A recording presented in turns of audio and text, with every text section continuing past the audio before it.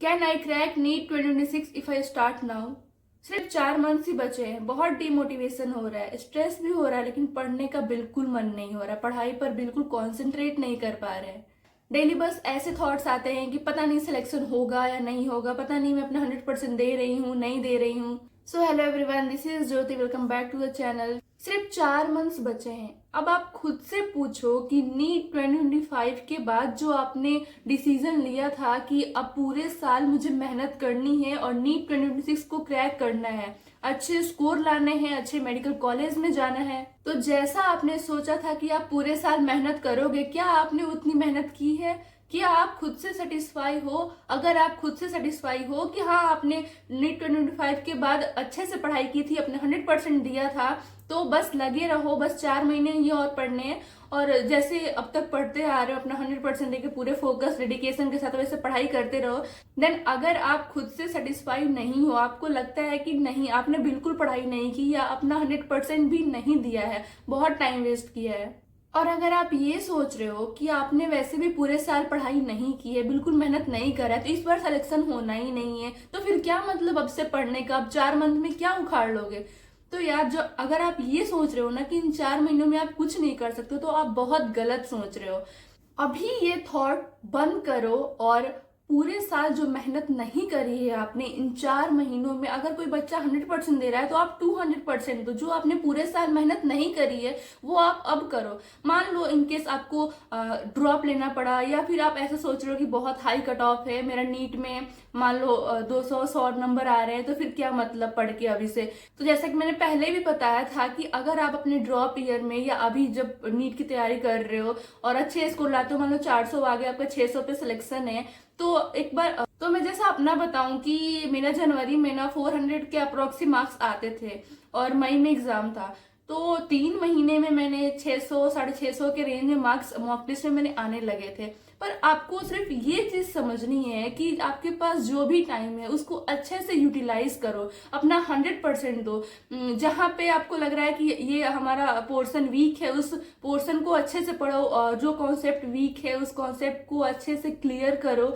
And अगर silly mistakes वगैरह ज्यादा हो रहे हैं तो क्वेश्चन प्रैक्टिस ज्यादा करो। हर चीज का कोई ना कोई सॉल्यूशन होता है। तो आप अगर बस ये बात लेके बैठ जाते हो कि हमारा 4 मंथ में तो सिलेक्शन वैसे भी नहीं हो रहा, तो क्या मतलब है पढ़ाई करके अभी से? तो एटलीस्ट आप 4 महीने अपना 100% दे के, मान लो आपके नीट में 450 मार्क्स आते हैं, तो आप या आपके पेरेंट्स ऐसा तो सोचोगे ना कि यार इतने तो मेरे मार्क्स आगे 4 महीने पढ़ के, अब पूरे साल और पढ़ लोगे तो 200 150 नंबर ही बढ़ाने होंगे, तो वो ऑब्वियसली बढ़ जाएंगे।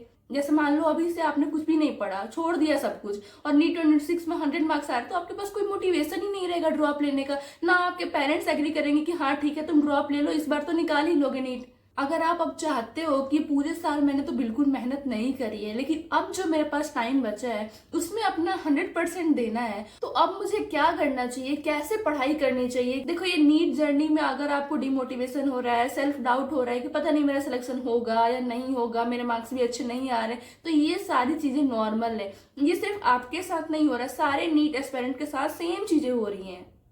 आपको स्ट्रेस तो हो रहा है कि मुझे नीट क्लियर करना है, लेकिन फिर भी आप पढ़ाई नहीं कर पा रहे हो, तो आप कैसे खुद को सही ट्रैक पे ला सकते हो? तो पहला है कि आपका टाइम टेबल ही फिक्स नहीं है। आप कभी भी सोते हो अपनी मर्जी से, कभी भी उठते हो, आपने कुछ भी फिक्स ही नहीं किया कि मुझे अभी मान लो मुझे 6 बजे उठना है, मुझे 7 बजे उठना है और उठते से ही ये चीजें पढ़नी है। मतलब आपका कोई टारगेट, कोई शेड्यूल फिक्स ही नहीं है। तो फर्स्ट ऑफ ऑल अपने टारगेट को, अपने शेड्यूल को फिक्स करो।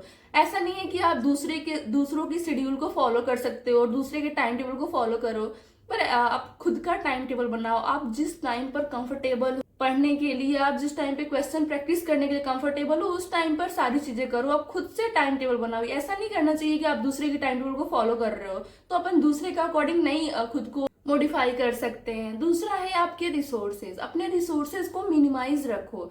मतलब अगर आप बायो की एनसीईआरटी पढ़ रहे हो तो आप पीवाईक्यूज सॉल्व करो, ना कि आप बहुत सारे मॉड्यूल को सॉल्व करने जा रहे हो। पहले मॉड्यूल्स कर रहे हो, फिर आपके पास कोई दूसरी बुक है फिंगर टिप्स, उसको कर रहे हो, फिर पीवाईक्यूज कर रहे हो।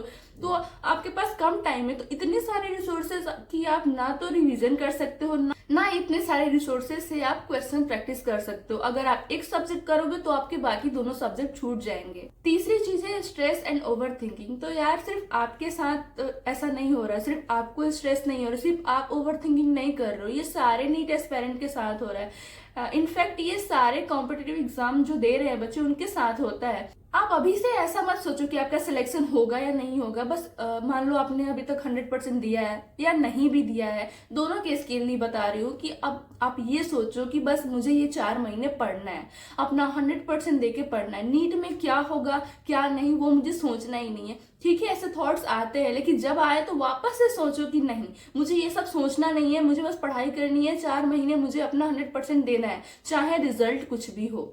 जितना आप रिजल्ट के बारे में सोचोगे ना उतना आपको डर लगेगा, और डर लगेगा तो फिर आप पढ़ाई नहीं कर पाओगे, पढ़ाई नहीं करोगे तो टाइम वेस्ट करोगे, फिर जाके आपको स्ट्रेस होगा, डिमोटिवेट हो जाओगे। तो कोई सेंस नहीं बनता है अभी से स्ट्रेस लेके कि रिजल्ट क्या होगा।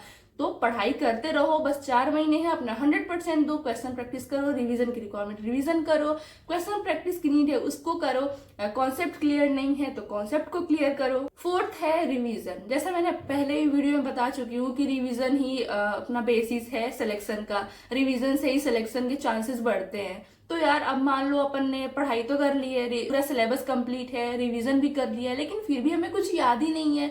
ऐसा लगता है ना कि अब आगे का पढ़ रहे हो लेकिन पीछे का तो सब भूल गए हो, कुछ भी क्वेश्चन नहीं बन रहे हैं या कुछ याद नहीं आ रहा है। अगर सब कुछ भूल ही गए हो तो क्या मतलब आगे पढ़ने का, क्या मतलब प्रिपरेशन करने का, जब कुछ याद ही नहीं आ रहा है, ना क्वेश्चन बन रहे हैं। तो रिवीजन कैसे करना है आपको? मान लो आप कोई लेक्चर देख रहे हो, चैप्टर कंप्लीट नहीं है, तो लेक्चर करने के बाद आप नोट्स बनाते हो, तो नोट्स को एक बार रिवाइज कर लो उसी टाइम, जस्ट आफ्टर लेक्चर आप क्या करो, नोट्स को रिवाइज कर लो। देन क्या करना है, अगर वो एक चैप्टर कंप्लीट हो जाता है तो उसके बाद आप वापस से नोट्स को रिवाइज करो।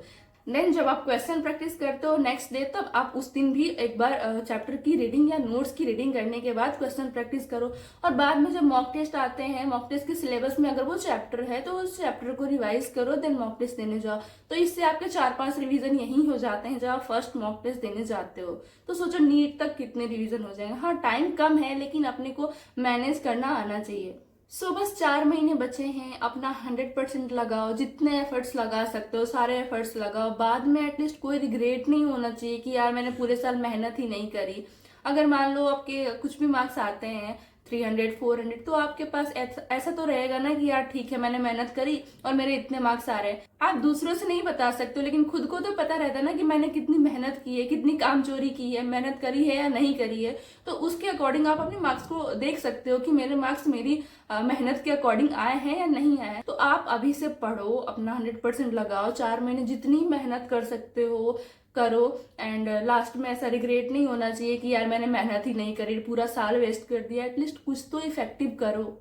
एंड स्टिल आप कुछ भी डिसाइड नहीं कर पा रहे हो कि आपको रिवीजन कैसे करना है, मॉक टेस्ट कैसे देने हैं, मॉक टेस्ट के पहले सारे चैप्टर्स को कैसे रिवाइज करना है, कैसे क्वेश्चन प्रैक्टिस करनी है, सिली मिस्टेक्स को कैसे कम करना है, कॉन्सेप्चुअल मिस्टेक को कैसे क्लियर करना है। तो आप हमारे मेंटरशिप ग्रुप को ज्वाइन कर सकते हो। And if you want to join, आप टेलीग्राम पर मुझे डीएम कर सकते हो। टेलीग्राम की लिंक मैंने डिस्क्रिप्शन में दे रखी है। Thank you.